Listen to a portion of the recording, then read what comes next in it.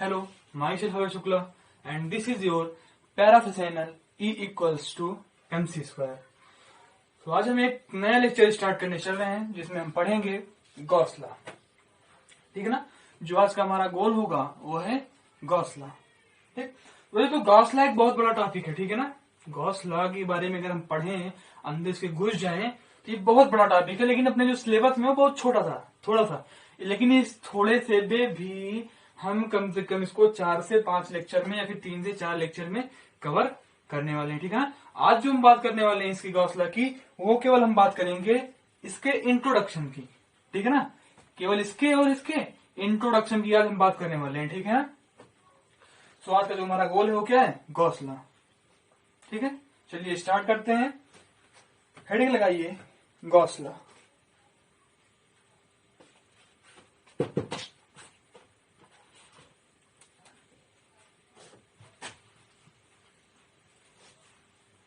Heading लगाइए Gauss law. ठीक है,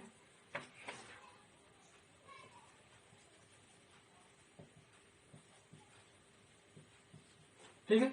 गॉस लॉ कहता क्या है?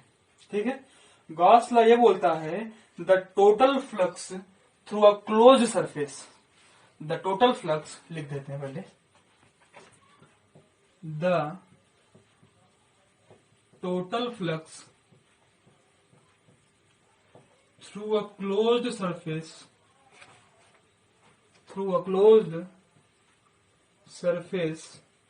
is 1 upon epsilon naught times of the charge enclosed by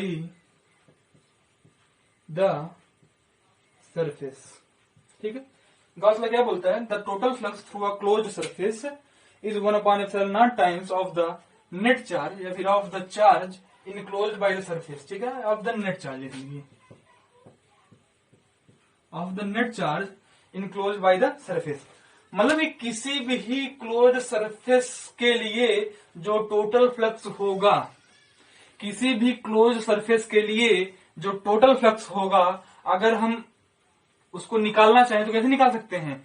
उस क्लोज्ड के अंदर जो नेट चार्ज की वैल्यू है उसको हम एप्सिलॉन नॉट से डिवाइड कर दें, हमारा टोटल फ्लक्स आ जाएगा। कहने का मतलब ये है कि अगर किसी भी सरफेस के लिए हमें फाई नेट टोटल फ्लक्स चाहिए, तो जो क्लोज्ड सरफेस, किसी भी क्लोज सरफेस के लिए अगर हमें क्या चाहिए? इलेक्ट्रिक फ्लक्स चाहिए, टोटल फ्लक्स कैलकुलेट करना है, नेट फ्लक्स निकालना है, तो अगर हम उस क्लोज सरफेस के अंदर कितना चार्ज है, क्यू इनसाइड, ठीक, और एप्सिलॉन नॉट से डिवाइड कर दें, तो हमें जो है टोटल फ्लक्स की वैल्यू मिल जाएगी उस सरफेस के लिए।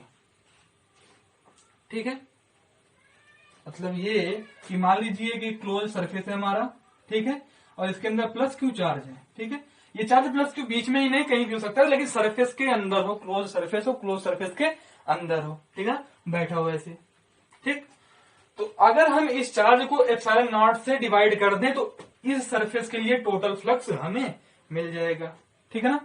अब बोलोगे मतलब कुछ मजा नहीं। अभी तो कल आप बात कर रहे थे कि फ्लक्स अगर हमें निकालना हो तो phi net is equal to E D E dot D A. ठीक है ना, या फिर E D A cos theta. E कहां गया, डी ए कहां गया, कॉस थीटा कहां गया। ठीक है ना।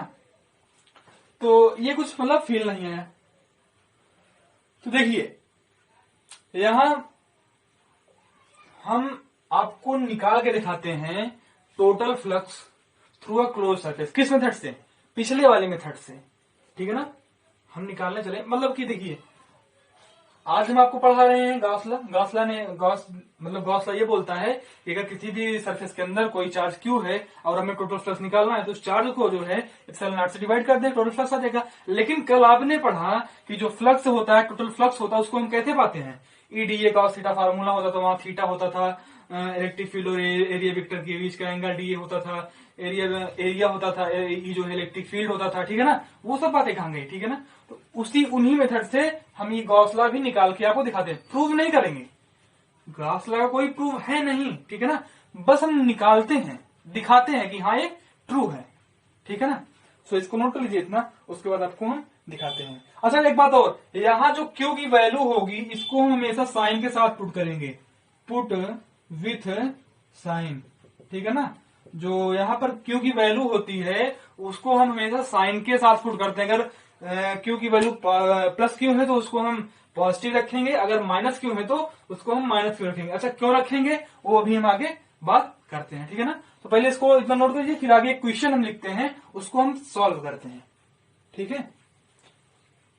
चलिए, ठीक है ना। क्वेश्चन क्या है, find the net flux through a closed surface.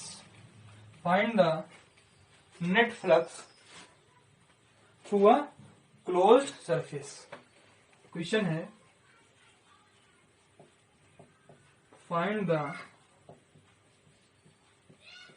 Net flux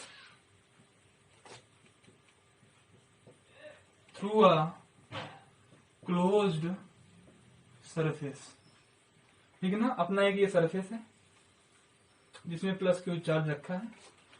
हमें इस सरफेस के लिए नेट फ्लक्स क्या करना है, फाइंड करना है, ठीक है। अच्छा, इस प्लस क्यू चार्ज के लिए इलेक्ट्रिक फील्ड ऐसी हुई कि नहीं, बताइए। इलेक्ट्रिक फील्ड ऐसी हुई कि नहीं कुछ इस प्लस क्यू चार्ज के लिए, बताइए।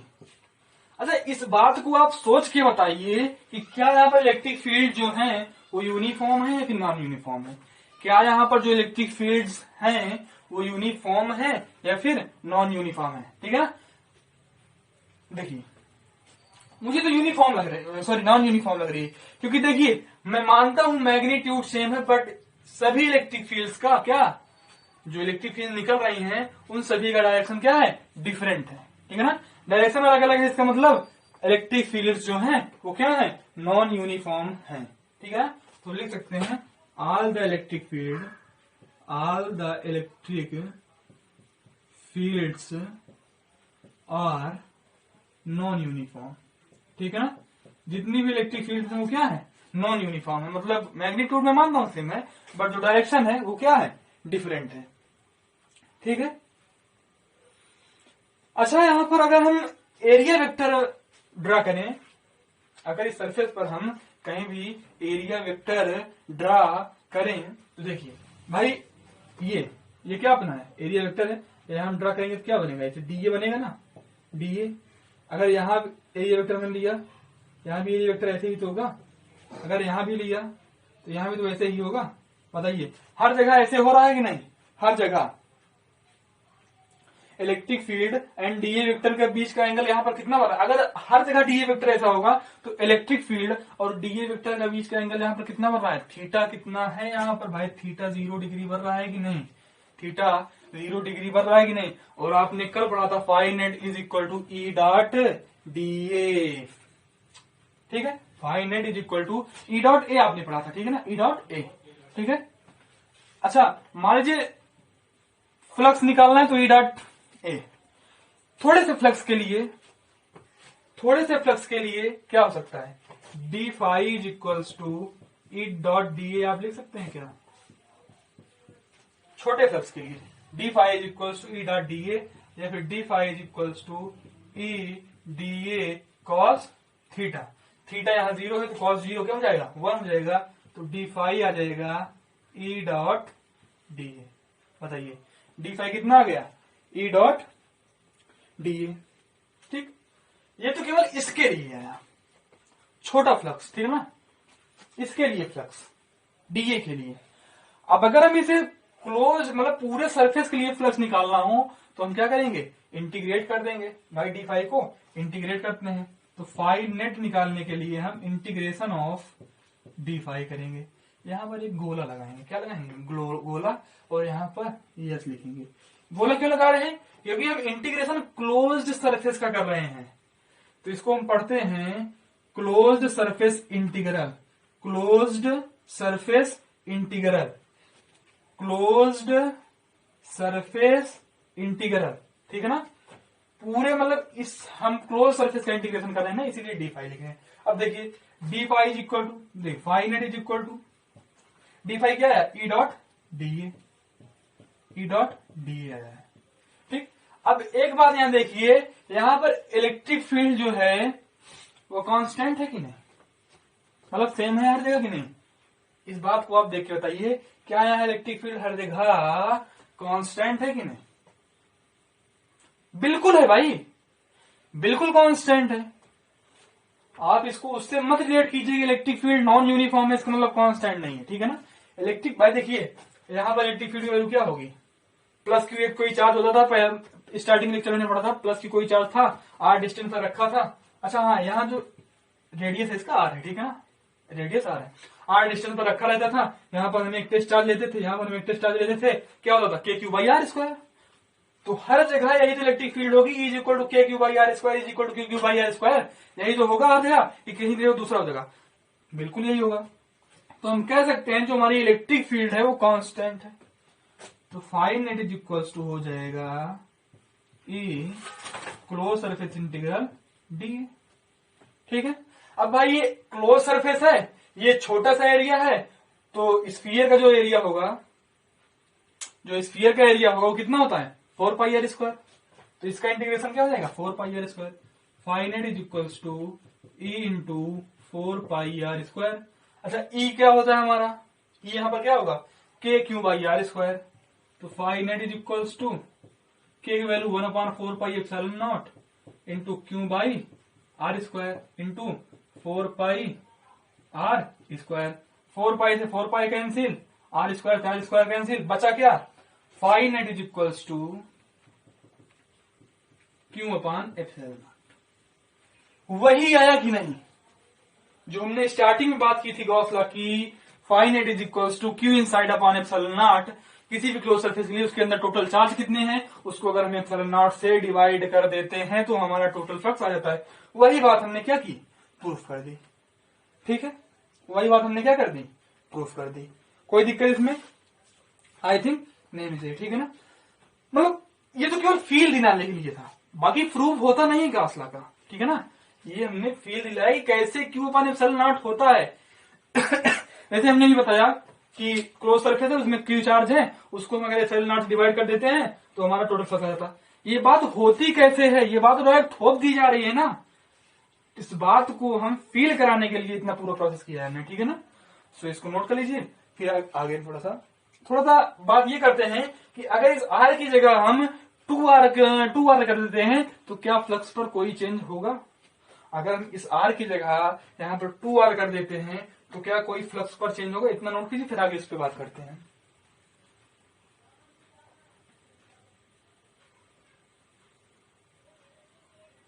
ठीक है, चलिए देखिए, मान लीजिए इस r की जगह हम r की जगह रिप्लेस कर देते हैं 2r, इसी में से देख लीजिए, ठीक है ना, इसी में r की जगह हम 2r रख देते हैं। देखिए r की जगह 2r रखने का मतलब क्या है, फाइनेट, यहां से हम देख रहे हैं ना, यहां से पूरा प्रोसेस सेम होगा, यहां से देख रहे हैं phi net is equals to E into 4 पाई।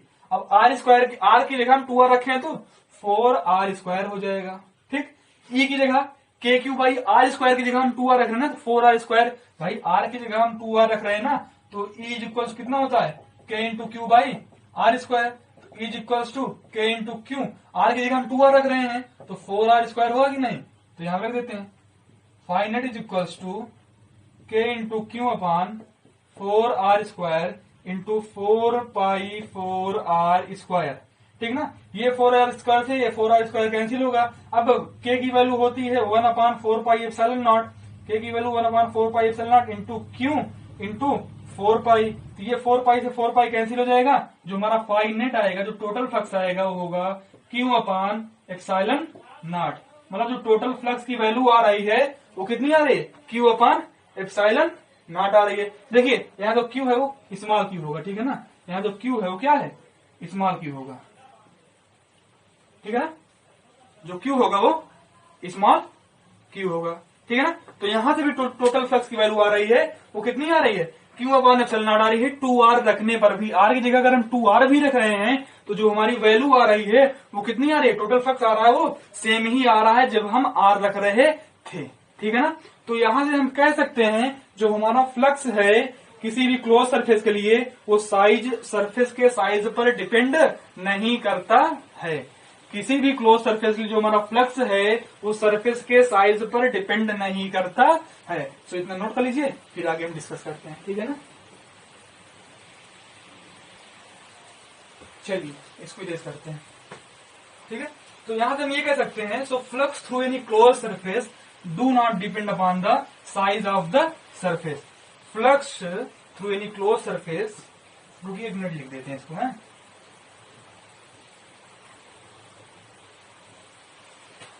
क्या, यहां से एक नोट पॉइंट हम लिख सकते हैं, नोट पॉइंट लिख करके, flux through any close surface, through any closed surface do not depend upon the size of the surface, do not depend upon the size of the surface।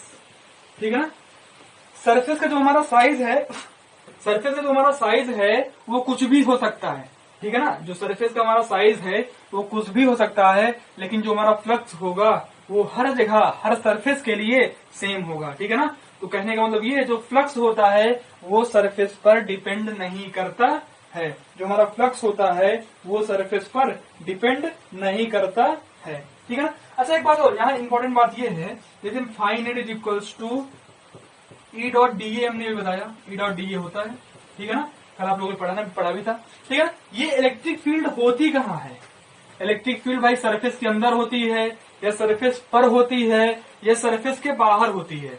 Electric field ये कहाँ होती है, surface के अंदर होती है या सरफेस पे होती है या सरफेस के बाहर होती है। तो ये जो इलेक्ट्रिक फील्ड है ये सरफेस पर होती है, इलेक्ट्रिक फील्ड ये जो है हमारी, ये कहाँ होती है, सरफेस पर। देखिए electric field is at the Gaussian surface, electric field जो हमारा है वो कहां पर होता है, गॉसियन सरफेस, मतलब close eight the surface, Gaussian surface मतलब क्लोज सरफेस होता है, ठीक है ना, क्लोज्ड सरफेस, गॉसियन सरफेस का मतलब क्या होता है, क्लोज्ड सरफेस होता है, ठीक, गॉसियन सरफेस का मतलब क्लोज सरफेस होता है। अच्छा जैसे मान लीजिए ये सरफेस है ना, ये सरफेस जो हमारी फील्ड होगी वो ना तो अंदर होगी ना ही बाहर होगी, वो सरफेस पर होगी, वो कहाँ होगी, सरफेस पर होगी, वो कहाँ पर होगी, सरफेस पर होगी, ठीक, क्लोज सरफेस पर। गॉसियन सरफेस का मतलब ये हो सकता है क्लोज सरफेस, लिख सकते हैं not inside it, close surface पर होता है, उसके अंदर नहीं होता है, ठीक है ना। क्लियर इतना, तो इतना नोट कर लीजिए, ठीक है। चलिए इसको इरेज करते हैं, उसके बाद हम बात करते हैं कि जो फ्लक्स होता है वो क्या क्लोज सरफेस पर डिपेंड करता है कि नहीं, जो हमारा फ्लक्स है वो क्लोज सरफेस पर डिपेंड करता है या नहीं। सो मतलब उसमें लिखिए फाई, देखिए अगर हम बात करें कि फ्लक्स हमारा जो क्लोज सरफेस पर डिपेंड करता है कि नहीं, मतलब अलग अलग क्लोज सरफेस हैं तो क्या फ्लक्स अलग अलग होगा सभी सरफेस के लिए, तो हमारा आंसर होगा no, flux is independent upon the close surface. लिख लीजिए phi is independent upon the closed surface, ठीक है ना। ये क्या है, क्लोज सरफेस पर डिपेंड नहीं करता। जैसे मान लीजिए एक स्फीयर है, प्लस क्यू चार्ज है, एक यहाँ पर मान लीजिए क्या है, सिलेंडर है, प्लस क्यू चार्ज है इसके अंदर, एक हमने कोन बना दिया, ठीक है ना, प्लस क्यू चार्ज इसके अंदर ले दिया, तो जो टोटल फ्लक्स होगा इसके अंदर वो होगा क्यू अपान एप्सिलॉन नॉट, इसके लिए भी होगा, टोटल फ्लक्स इसके लिए भी क्यू अपान एप्सिलॉन नॉट होगा, और टोटल फ्लक्स इसके लिए भी क्यू अपान एप्सिलॉन नॉट ही होगा।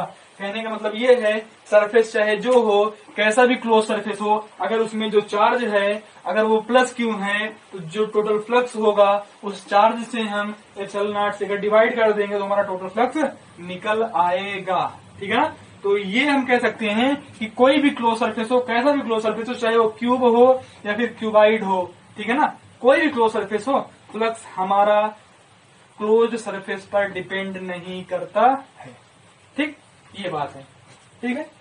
अच्छा हम जो ये चार्ज की वैल्यू रखते हैं, अभी हमने स्टार्टिंग में बात की थी ना कि चार्ज जो है हमेशा हम साइन के साथ रखेंगे, ठीक है ना, तो क्यों हम साइन के साथ रखेंगे उसकी बात हम करने चले, इसको नोट कर लीजिए उसके बाद, ठीक है।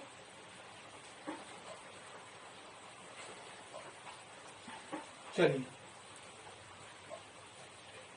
गॉस लॉ में हम बात कर रहे हैं, ठीक है ना। जो चार्ज की वैल्यू होती है वो हमेशा साइन के साथ रखी जाती है। Keep charge Q, keep charge Q with sign, keep charge Q with sign in Gauss law, in Gauss law.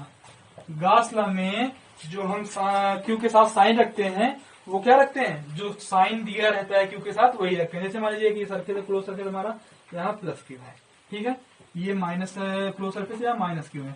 जो हमारा यहाँ पर फ्लक्स होगा वो होगा क्यू अपान एप्सिलॉन नॉट, और जो हमारा यहाँ पर फ्लक्स होगा वो होगा minus Q upon epsilon naught, ठीक है ना। कहते हैं वो देखते हैं यहाँ की इलेक्ट्रिक फील्ड ऐसी होगी भाई, रेडियली आउटवर्ड, ठीक है।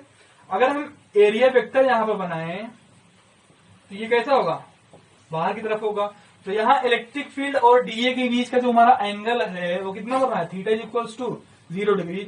और क्या हो जाएगा, डी फाई हमारा क्या होता है, डी फाई भाई, D phi E dot D A, close surface integral of E dot D A. तो फाई हमारा क्या हो जाएगा, phi is equals to E dot D A, यही तो होता है।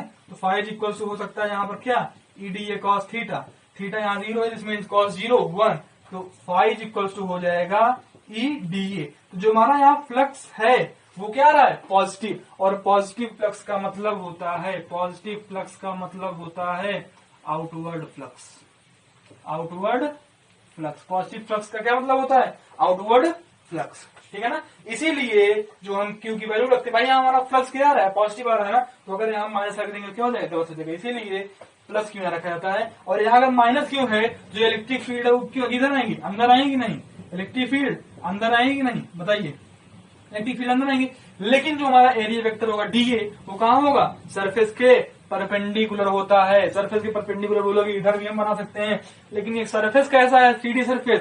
और ये बात को सारा संसार जानता है कि जो 3D सरफेस के लिए हम एरिया वेक्टर ड्रा कर सकते हो, केवल रेडियली आउटवर्ड ड्रा कर सकते हैं, अंदर की तरफ नहीं। तो इसके लिए अगर हम डीए ड्रा करना चाहें तो बाहर, ठीक है ना, इसके लिए डीए हम बाहर ड्रा कर सकते हैं। तो ये डीए उधर, ये इलेक्ट्रिक फील्ड इधर, तो थीटा कितना आया 180 डिग्री। यहाँ से फाइव इक्वल हो जाएगा ई डीए कॉस थीटा, और कॉस 180 डिग्री निगेटिव 1 होता है, तो phi equal to minus E DA.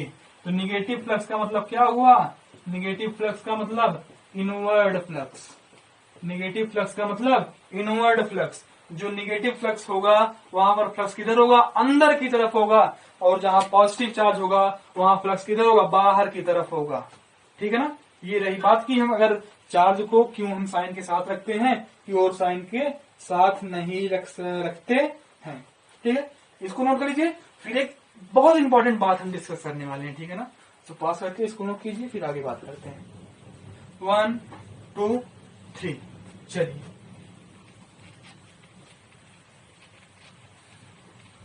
देखिए मान लीजिए कोई क्लोज सरफेस है, ठीक है ना, एक कोई क्या है, क्लोज सरफेस है। जैसे ये इंपॉर्टेंट नोट लिख लीजिएगा, ठीक है ना, इंपॉर्टेंट नोट, बहुत ही इंपॉर्टेंट नोट्स है, ठीक है ना।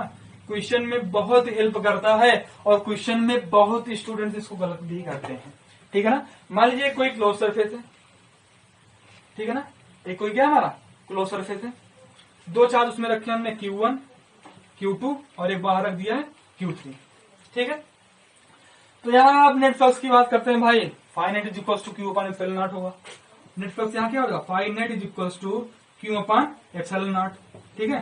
नेट फ्लक्स यही तो होगा, phi net is equal to Q upon epsilon naught. अगर हम यहाँ पर क्यू पूछें तो आप बताएंगे क्यू क्या है, Q1 प्लस Q2। भाई सरफेस के अंदर जितना चार्ज है उसी से तो हम एप्सिलॉन नॉट से डिवाइड करेंगे, तो सरफेस के अंदर चार्ज कितना है Q1 प्लस Q2, तो Q1 प्लस Q2 अपान एप्सिलॉन नॉट, ठीक है। लेकिन अगर हम बात करें phi is equals to close surface integral of E dot D A, close surface integral of E dot D A की बात करें, close surface integral of E dot D A की बात करें, और अगर हम कहें कि ये इलेक्ट्रिक फील्ड, अगर हम कहें कि ये इलेक्ट्रिक फील्ड, ये इलेक्ट्रिक फील्ड कहां पर है, सरफेस पर, ठीक है, सरफेस पर होगी। अभी हमने पहले बताया था कि इलेक्ट्रिक फील्ड कहां होगी, सरफेस पर होगी, ना अंदर होगी ना बाहर होगी। लेकिन ये इलेक्ट्रिक फील्ड क्या Q1 और Q2 की वजह से होगी या फिर Q3 की भी वजह से होगी, ये इलेक्ट्रिक फील्ड, क्वेश्चन ये है कि ये इलेक्ट्रिक फील्ड क्या Q1 और Q2 की वजह से ही होगी या फिर Q3 की भी वजह से होगी? तो आंसर हमारा होगा जो इलेक्ट्रिक फील्ड होगी वो Q1, Q2 और Q3 का रिजल्टेंट होगा, मतलब तीनों की वजह से इलेक्ट्रिक फील्ड होगी, तीनों की वजह से इलेक्ट्रिक फील्ड होगी। ठीक है ना? तो इलेक्ट्रिक फील्ड यहां लिखते हैं, electric field at the surface due to all the charges Q1, Q2 and Q3। ठीक है ना? मतलब कि जो इलेक्ट्रिक फील्ड सरफेस पर इलेक्ट्रिक फील्ड होगी, एग्री, सरफेस पर इलेक्ट्रिक फील्ड होगी, कोई दिक्कत नहीं है, लेकिन सरफेस पर इलेक्ट्रिक फील्ड हो रही है और यहाँ चार्ज 3 है, तो क्या यहाँ तीनों चार्ज की वजह से होगी या फिर Q3 की वजह से होगी या Q1, Q2 की वजह से होगी? तो जो इलेक्ट्रिक फील्ड होगी सरफेस पर वो तीनों चार्जेस की वजह से जो इलेक्ट्रिक फील्ड होगी उसका रिजल्टेंट होगी, उसका क्या होगी? रिजल्टेंट होगी। ठीक है ना? तो इसमें कोई कंफ्यूजन नहीं होनी चाहिए। ये क्वेश्चन में इसका बहुत यूज है। ठीक है ना? क्वेश्चन में इसका बहुत ही वाइड यूज है। ठीक है ना? बहुत क्वेश्चन इसी पे सॉल्व होंगे। ठीक है? सो इसको नोट कर लीजिए, बहुत ही इंपॉर्टेंट नोट है। ठीक है ना? ये ठीक है। इसके बाद एक क्वेश्चन और है, इसके बाद एक बहुत ही अच्छा क्वेश्चन है, बहुत ही अच्छा क्वेश्चन। ठीक है ना? इसको नोट कीजिए। ठीक है? चलिए, वो भी इंपॉर्टेंट नोट में ही उसको लिख लीजिए, कोई दिक्कत नहीं है। ठीक है ना? बहुत ही अच्छा क्वेश्चन है, बहुत ही अच्छा। मान लीजिए कि सरफेस है, ठीक, प्लस क्यू चार्ज है, फिर एक ये सरफेस है, प्लस क्यू चार्ज है। ठीक है? हमें ये फाइंड करना है दोनों सरफेसेस के लिए फ्लक्स, दोनों सरफेसेस के लिए फ्लक्स, मतलब ये सरफेस 1 है, ये सरफेस 2 है। हमें φ1 फाइंड करना है और φ2 फाइंड करना है। ठीक है ना? तो φ1 भाई ये देखिए, ठीक, ऐसा ही होगा ना भाई, प्लस क्यू की वजह से इलेक्ट्रिक फील्ड रेडियली आउटवर्ड, इस बात को सारा संसार जानता है। ठीक, रेडियली आउटवर्ड होगी। ठीक है? अच्छा ये बताइए कि यहां देखिए, हाँ ये सरफेस है तो इसके अंदर प्लस क्यू चार्ज है, टोटल फ्लक्स इसके लिए क्या हो जाएगा? Q/ε0। ठीक है ना? Q/ε0। लेकिन इसके लिए यहां पर कोई चार्ज है नहीं। ठीक है ना? तो यहाँ पर फ्लक्स कितना होगा?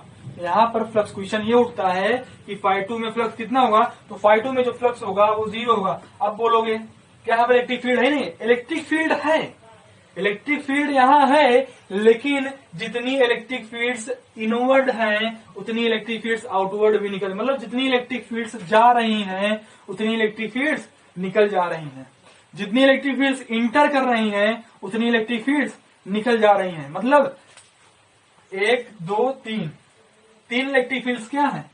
3 इलेक्ट्रिक फील्ड्स आउटवर्ड है, ठीक है, और 3 इलेक्ट्रिक फील्ड्स इनवर्ड है। ठीक है ना? तो आउटवर्ड क्या होता है? पॉजिटिव, इनवर्ड क्या होता है? Negative flux. अब पॉजिटिव क्या होता है? आउटवर्ड क्या होता है? पॉजिटिव फ्लक्स, इनवर्ड क्या होता है? Negative flux. तो दोनों फ्लक्स क्या है? सेम है, तो दोनों फ्लक्स एक दूसरे को कैंसिल आउट, प्लस माइनस 0, इसीलिए φ2 में जो फ्लक्स होगा, टोटल फ्लक्स होगा, वो कितना होगा? 0 होगा। ठीक है? ये रहा। ठीक, अच्छा इसके बाद थोड़ा सा बात करेंगे गॉसियन सरफेस को ड्रा करने के लिए क्या क्या कंडीशन है। ठीक है ना? वैसे तो गॉसियन सरफेस हम कैसे भी ड्रा कर दें, बस क्लोज होना चाहिए, वो गॉसियन सरफेस माना जाएगा। लेकिन हम कैसे भी ड्रा कर दें, लेकिन वो गॉसियन सरफेस यूजफुल नहीं होना चाहिए, यूजफुल नहीं होगा। हमें अपने यूज के हिसाब से गॉसियन सरफेस ड्रा करना है। ठीक है ना? तो थोड़ा सा उसकी हम बात करते हैं। ठीक है ना? देखिए वैसे गॉसियन सरफेस आप कैसा भी ड्रा करें, ठीक है ना, ऐसा ड्रा कर लीजिए, ऐसा। ठीक है ना? ये भी गॉसियन सरफेस हुआ, क्लोज है ना, क्लोज सरफेस है, इट मीन्स गॉसियन सरफेस है। लेकिन क्या ये यूजफुल है हमारे लिए? क्वेश्चन में से कोई यूज हो सकता है? ये हम नहीं जानते। क्वेश्चन में क्या इसका यूज हो सकता है? ये हम नहीं जानते। ठीक है ना? क्यों? देखिए, क्योंकि इस शेप तो कुछ भी हो सकता है, लेकिन क्वेश्चन के अकॉर्डिंग हम गॉसियन सरफेस बना कैसे रहे हैं, गॉसियन सरफेस बना कैसे सकते हैं, ठीक है ना, उसकी बात हम करते हैं। ठीक है ना? इतना नोट कर लीजिए। चलिए हेडिंग लगाइए, condition for drawing a Gaussian surface. Condition for drawing a Gaussian surface. क्या है? Condition for drawing a Gaussian surface. ठीक है ना? देखिए पहला तो ये है कि क्लोज सरफेस होना चाहिए. पहला क्या है? क्लोज सरफेस होना चाहिए. It should be a close surface. ठीक है ना? क्या? It should be a close surface. ठीक है ना? पहला नंबर जो हमारा गॉसियन सरफेस होना चाहिए वो क्या होना चाहिए? क्लोज होना चाहिए. ठीक है ना? दूसरा क्या है? It should be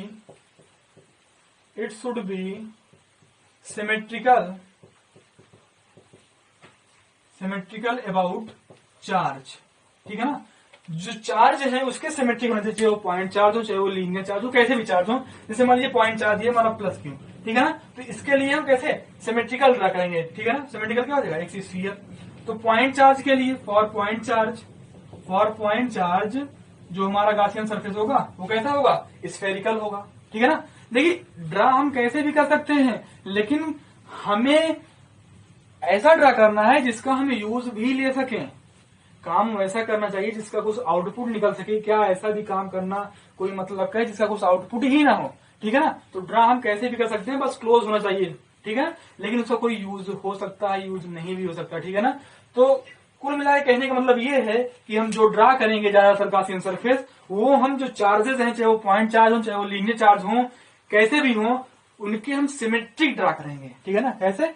symmetric draw करेंगे. ठीक है ना? जैसे मान लीजिए लीनियर चार्ज है. ये क्या है? लीनियर चार्ज है. ठीक है ना? ठीक, लीनियर चार्ज है. तो positive charge electric field outward होती है. ठीक है ना? बताइए, आउटवर्ड होती है. इधर भी आउटवर्ड होगी. बताइए. ठीक.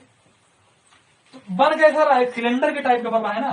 कैसा बन रहा है? सिलेंड्रिकल टाइप का बन रहा है ना. ये देखिए अभी हम केवल इंट्रोड्यूस करा रहे हैं. अभी आगे हम इसकी बहुत डीप में बात करने वाले हैं. ठीक है ना? पूरा एक एप्लीकेशन ही है इस पर. ठीक है ना? तो अभी हम केवल इंट्रोड्यूस करा रहे हैं. ठीक है ना? तो कहने का मतलब ये है कि गॉसियन सरफेस सिमेट्रिकल होता नहीं है. ठीक है ना? हम उसे वैसा बनाते हैं. ठीक, गॉसियन सरफेस सिमेट्रिकल होता नहीं है, हम उसे अपने यूज के लिए वैसा बनाते हैं. अगर हम कहें गॉसियन सरफेस सिमेट्रिकल होता है तो गॉसियन सरफेस सिमेट्रिकल नहीं, गॉसियन सरफेस ऐसा भी हो सकता है, ऐसा भी हो सकता है. लेकिन हम अपने यूज के लिए उसे सिमेट्रिकल बनाते, उसे सिमेट्रिक बनाते ही हैं. ठीक है?